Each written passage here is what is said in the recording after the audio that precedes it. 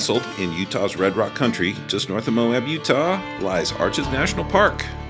Arches is home to over 2,000 natural sandstone rock spans, countless spires, balanced rocks, and sandstone fins. This park contains the largest concentration of stone arches on Earth and is a geologic wonderland. The incredible natural beauty at Arches attracts millions of visitors from all over the world, and rightly so. Keep in mind that during the spring and fall months, starting the first week of April through the first week of July, and the last week of August through the end of October, you will need a timed entry permit to drive into the park.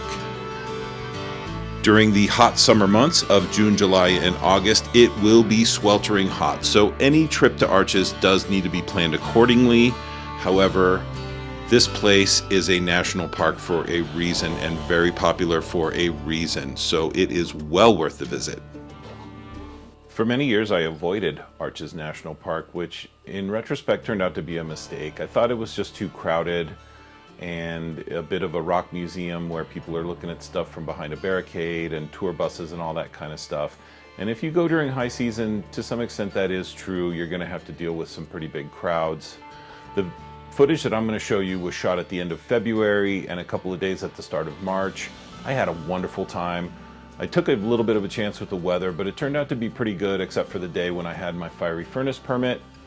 And I was even able to rock up and grab a spot in the campground, which is a very nice campground if you can get a spot there. There's a lot of really nice sites.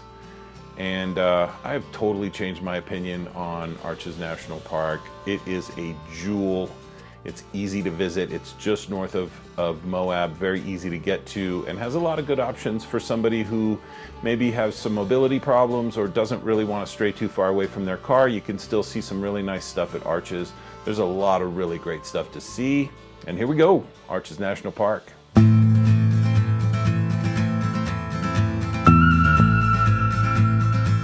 easiest way to see the park is to simply take a drive. The one main road cuts right through the center of the park, and you can see some incredible scenery out your car window. It's about a 30-minute drive from the visitor center to the end of the road at Devil's Garden. So if you only have an hour, that's your ticket.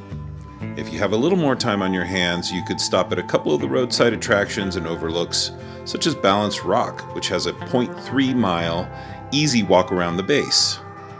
The Park Avenue viewpoint is nice, as is the LaSalle Mountain viewpoint. Also, you could take a stroll a half mile to the easily reached Double Arch, which is impressive and the tallest arch in the park.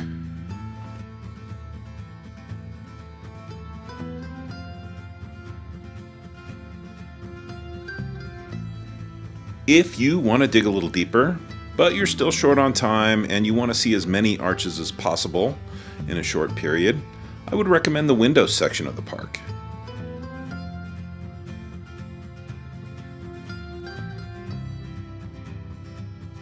The Windows Trail is an easy 1-mile stroll that takes you to North Window Arch, South Window Arch,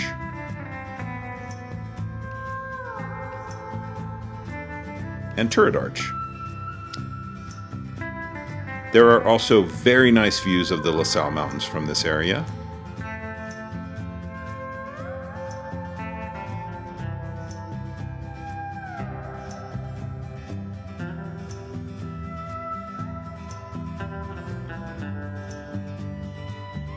And on the other side of the parking lot is the aforementioned Double Arch, which is beautiful and very easy to reach, and in my opinion, one of the highlights of Arches National Park. So I mentioned that I was able to just roll up and get a campsite at the Devil's Garden Campground, which is the only campground in the park. This was a huge stroke of luck, as it made it very easy for me to do a sunrise hike to Broken Arch, as well as Sand Dune Arch. And Sand Dune Arch turned out to be one of my favorites, and it's really just a short hike off the road. So it was really special to be able to have that all to myself.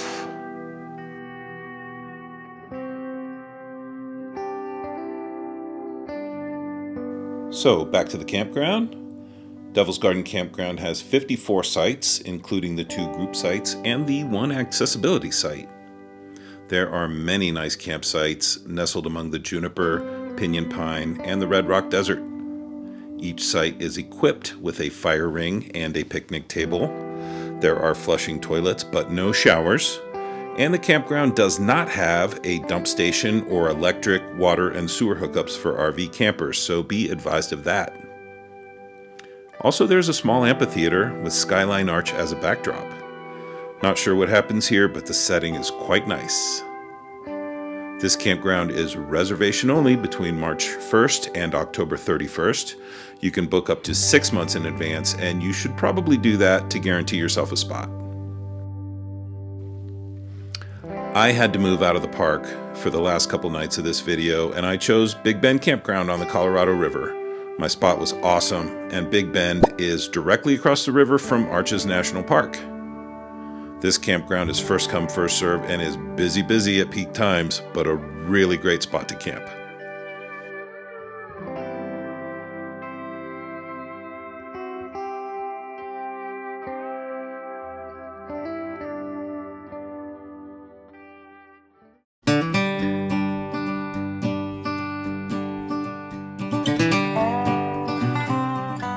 Another nice thing about staying at the campground is your proximity to the Devil's Garden trailhead. This gives you the opportunity to beat the crowds in the morning, as Devil's Garden is a popular hike. A big reason for this is that you have a few choices on how to explore Devil's Garden.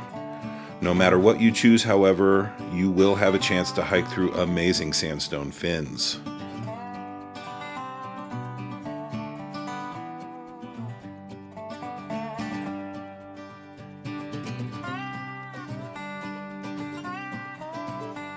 The trail is initially wide and mostly level, making it a fairly easy 1.9 mile hike out to the incredible landscape arch.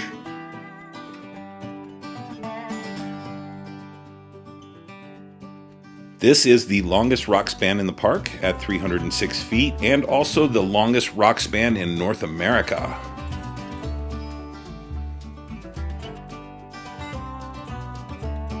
As you can see, on my first trip out here, I had the place to myself. On the way to Landscape Arch, you can make an easy side trip to both Tunnel Arch and Pine Tree Arch, both of which are very nice and easy to get to.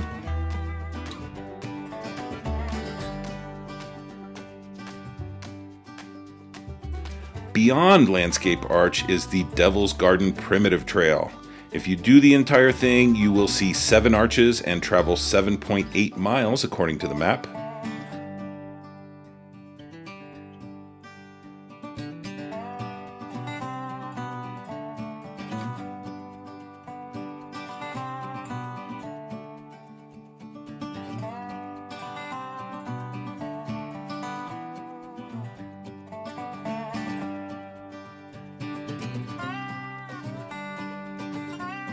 I did all of the spurs except for Dark Angel, but I did take a shot of it from near 00 Arch. Here it is. I did this hike counterclockwise in just under 4 hours, and that was with a lunch break at Private Arch, which in my case was private.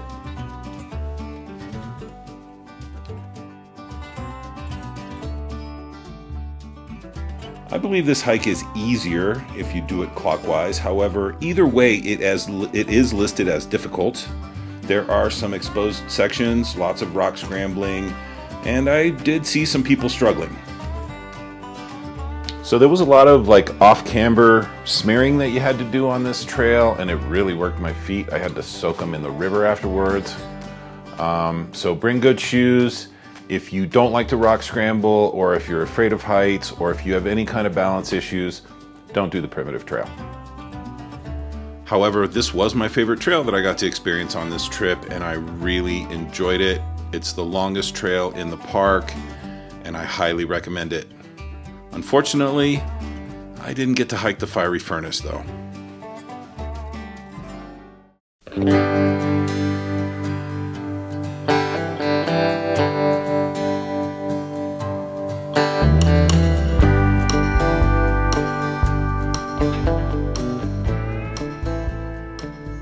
yeah, so the hike that I was really excited to do at Arches was Fiery Furnace, which does require a permit, and which I had. And I was going to do it on the last morning that I was there, but the weather didn't cooperate. It was rainy, it was windy, not good for hiking on slick rock. Unfortunately, as of March 2025, which is right now, that hike has closed due to staffing cuts at the park. And my heart goes out to anybody who may have been fired from the park. Hopefully that situation will rectify itself soon, and that will give me a reason to go back to Arches.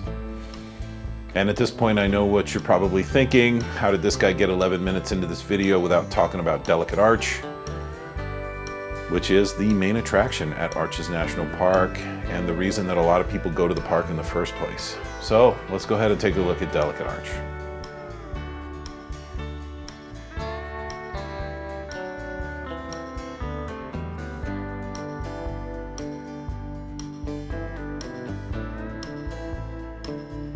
Delicate Arch is an icon. It's the symbol of Arches National Park. It's on the Utah license plate. It might be the most famous rock arch in the world. Leave me a comment if you think I'm reaching there. But at any rate, it's very iconic and the reason why many people visit the national park in the first place. It's a venue for protest, and it's beautiful. So if you visit Arches, and you want to see Delicate Arch, you've got a couple of options on how to do that. First, you can hike there. You'll start at the historic Wolf Ranch, which was only really occupied for a few years in the early 1900s. It was absorbed into Arches National Monument when it was founded in 1929. Of course, Arches did become a national park in 1971. You will also pass a small petroglyph panel left by even earlier inhabitants of the area. The Park Service rates this 3-mile round trip as difficult, and while the trail starts off flat and easy, there is 480 feet elevation gain and does require a climb up some slick rock that may be tough for some people.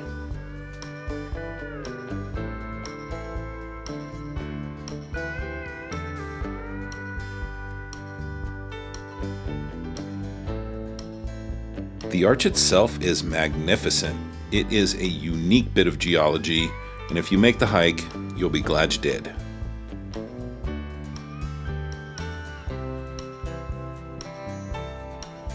If you can't or don't want to make the hike, there are 2 viewpoints from which you can see the arch. The upper viewpoint is a half-mile uphill hike rated as moderately difficult, but in my opinion was almost as hard as hiking to the arch, and therefore I would just hike to the arch. The lower viewpoint is only 100 yards and it's flat and easy.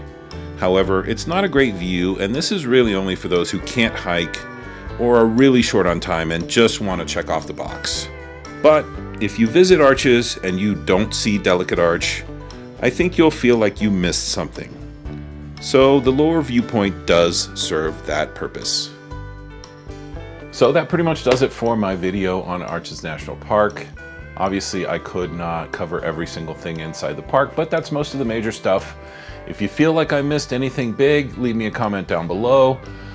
Or if you have any questions, reach out to me. I'm happy to answer. Or if you've had an experience at Arches, I would love to hear about it. Leave me a comment down below.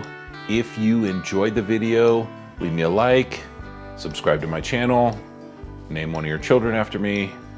But most of all, have a great trip to Arches. Ciao.